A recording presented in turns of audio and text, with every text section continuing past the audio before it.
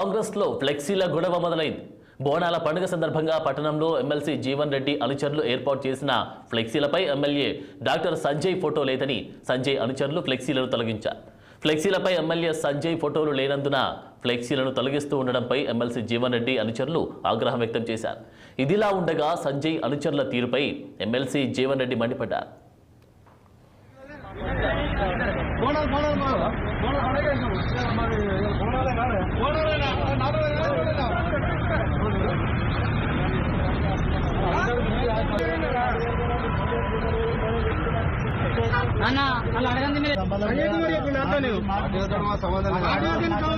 Information వేయాలి కదా, మరి వాళ్ళు కట్టుకుని వచ్చి చెప్పాలి కదా.